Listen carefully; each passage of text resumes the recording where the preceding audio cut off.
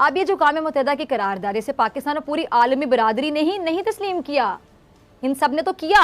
खुद भारत भी माना कि हाँ ऐसा ही होना चाहिए, इन्हें हक के खुद इरादे देना चाहिए। यही नहीं बल्कि 1956 तक भारत आलमी बरादरी और जो पाकिस्तान और कश्मीरी अवाम को ये यकीन भी दिलाता रहा कि कश्मीर का फैसला उनकी मर्जी से होगा। लेकिन जैसे जैसे वक्त गुजरता गया, भारत अपने वादे से मुकरता गया, पीछे हटता गया और कश्मीरियों पर जुल्म भी बढ़ता गया।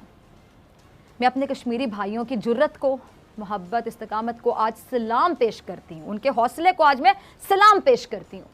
सीने पर गोलियां खाते रहे, माएँ जवान बेटों की लाशें उठाती रहीं। कितना मुश्किल होता है ना किसी बाप के लिए जवान बेटे की लाश को उठाना, उसको दफनाना। छोटे छोटे बच्चों के साथ वहाँ क्या होता रहा आप सबके सामने। कितनी माओं ने अपने जवान बेटों की कुर्बानियाँ दी हैं, लेकिन कश्मीर बनेगा पाकिस्तान के नारे से पीछे नहीं हटे। आज मैं सलाम पेश करती हूँ उन बूढ़े वालिदैन को, उन माओं को, उन बापों को जिन्होंने अपने बच्चों की कुर्बानी दी, उनकी जानों की कुर्बानी दी, इस जिद्दोजहद को, इस जज्बे को, इस हौसले को सलामत रखने के लिए। 70 साल कोई छोटा अरसा होता है नाजरीन। 70 साल से ज़ायद हो चुके हैं। 7 डेकेड्स, 7 दहाइयाँ। कश्मीरियों ने 7 दहाइयों तक भारतीय फ़ौज के जुल्म बर्दाश्त किए, लेकिन ये सारे जुल्म एक तरफ, और मोदी के दौर में जो होने वाली दरिंदगी कह लें, वहशत कह लें, बर्बरियत कह लें, वो एक तरफ। इतनी वहशत, इतनी बर्बरियत, इतनी दरिंदगी की आपको मिसाल नहीं मिलेगी दुनिया में कहीं। गुजरात के इस कसाई ने यहाँ भी अपने घटियापन की इंतहा कर दी। पठानकोट, पुलवामा, उड़ी और जाली सर्जिकल स्ट्राइक्स जैसे बड़े बड़े ड्रामे भी करता रहा और कश्मीरियों पर जुल्म भी करता रहा, सितम भी करता रहा। ये घटिया शख्स, इसका नाम है नरेंद्र मोदी, घटिया शख्स।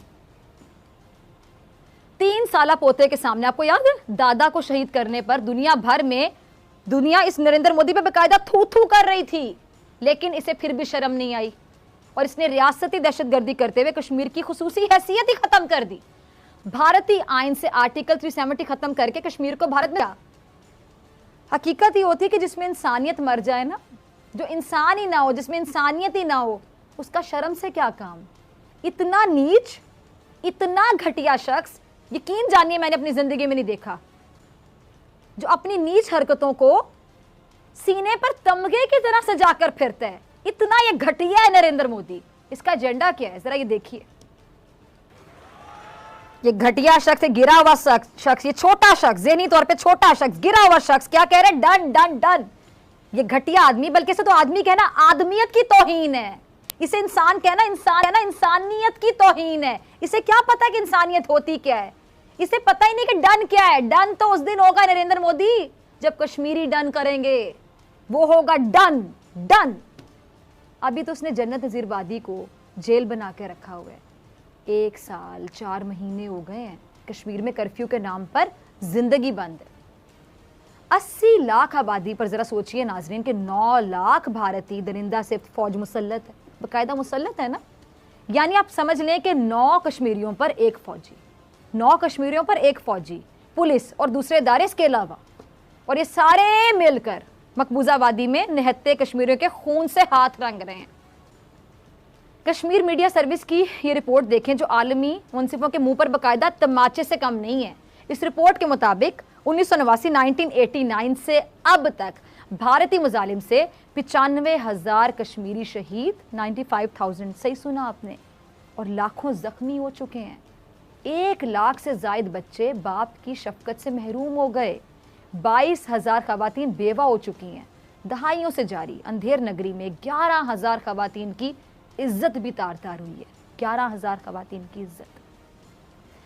कश्मीरियों पर टूटने वाले जो जुल्म है, इनका जिक्र पैलेट गन के बगैर अधूरा है। श्रीनगर के जिस हॉस्पिटल में, ज़रा सुनिएगा, जिस हॉस्पिटल में पैलेट गन मुतासरीन का इलाज किया जाता है नाजरीन, उसके अदाद शुमार देखें तो बाकायदा रूह कांप जाती है। ये सिर्फ एक जुमला नहीं है कि रूह कांप जाती है, रूह वाकई कांप जाएगी। भारतीय फ़ौज की ये जो पैलेट गन से छर्रे मारते हैं, इन लोगों की बिनाई छीनते हैं, उनकी तरफ से पैलेट गन का इस्तेमाल किया जाता है। ये तकरीबन 1300 अफराद, आप समझ लें पूरी तरह से या फिर जुज़वी तौर पर बिनाई से महरूम हो चुके हैं। इतने अफराद, इनमें से 60 अफराद की दोनों आंखों में छर्रे लगे हैं। ज़रा सोचिए, दोनों आंखों में छर्रे।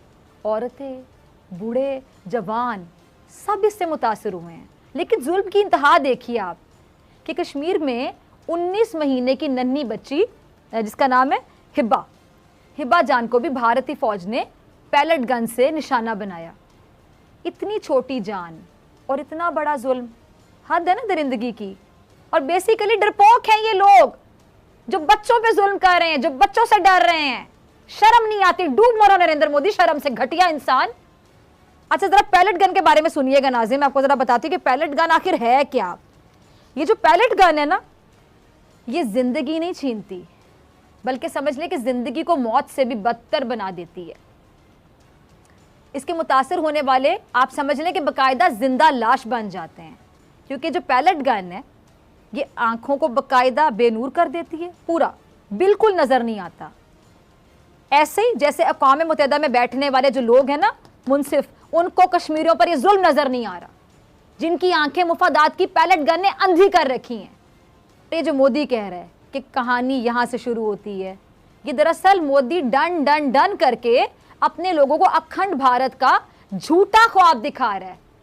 लेकिन ये ख्वाब भी झूठा है, क्योंकि इसके झूठे होने में कोई शक की गुंजाइश ही नहीं है। देखिए जरा मोदी को, देखा आपने इन बेशर्मों को कि कैसे धड़ल्ले से झूठ बोलते हैं, जब शर्म ही नहीं है, इंसानियत नहीं, जितना मर्जी झूठ बोल रहे हैं आप, क्योंकि आपका तो ज़मीर ही नहीं है जो आपसे पूछेगा कि क्या किया, इतना झूठ क्यों बोला। शर्म नाम की कुछ चीज़ इनमें है ही नहीं। डूब मरने का मुकाम ये भी कि ऐसा झूठा बेज़मीर दगाबाज इक़्तिदार की कुर्सी पे बैठा है।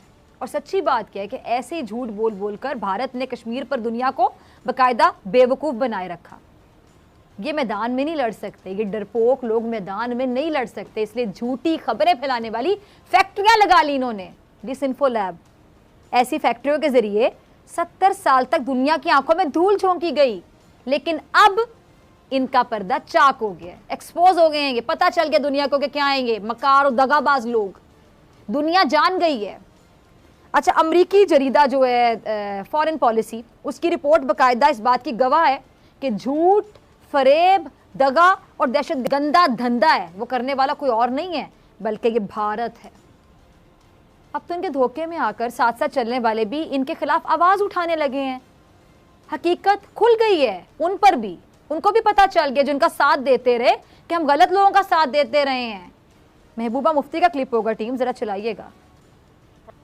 ये वो लोग हैं जो भारत के हाथों में बाकायदा खेलते रहे, झूठे इलेक्शन का हिस्सा बनकर भारत एजेंडे के लिए काम करते रहे, लेकिन अब ये भी मान गए कि इनका माजी गलत था।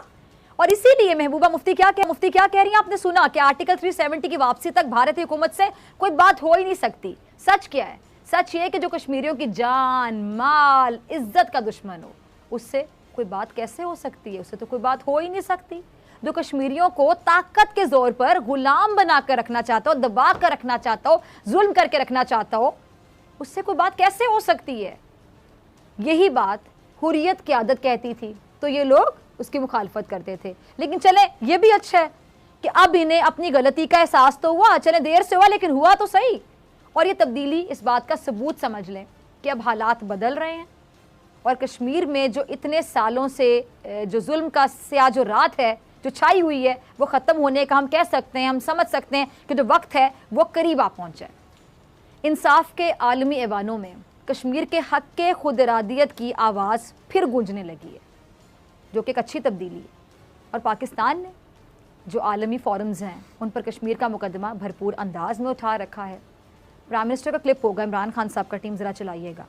अच्छा सुना आपने, वज़ीर आज़म इमरान खान साहब की हम कह सकते हैं यादगार ये तकरीर है अक़वाम मुत्तहिदा में जो उन्होंने की। इस तकरीर ने कश्मीरियों के दिल खुश कर दिए थे। तमाम पाकिस्तानी बहुत खुश थे, और अगर कोई परेशान था, सर पकड़ के बैठा हुआ था, तो वो था भारत और नरेंद्र मोदी, जिसका चेहरा एक्सपोज किया प्राइम मिनिस्टर पाकिस्तान ने इस तकरीर में, और दुनिया को बता दिया कि किस तरह भारत जुल्म कर रहा है, किस तरह भारत काबिज है कश्मीर पर। और आपको मैं याद करवाती चलो कि लोग तो खुद गए थे, जैसे कि मैंने आपको आगाज में बताया, तमाम लोग जानते हैं जो बैकग्राउंड है, ये लोग तो खुद गए थे केस वहां पे लेके, और इन्होंने कहा था कि हाँ हम आगे खुद इरादियत देंगे। तो फिर ये अपनी बात से मुकर गए, अपनी बात से पीछे हट गए। झूठे लोग, ये दगाबाज लोग, ये मकार लोग, फरेबी लोग। और हुर्रियत की आदत की तरफ से भी आपको याद होगा कि वज़ीर आज़म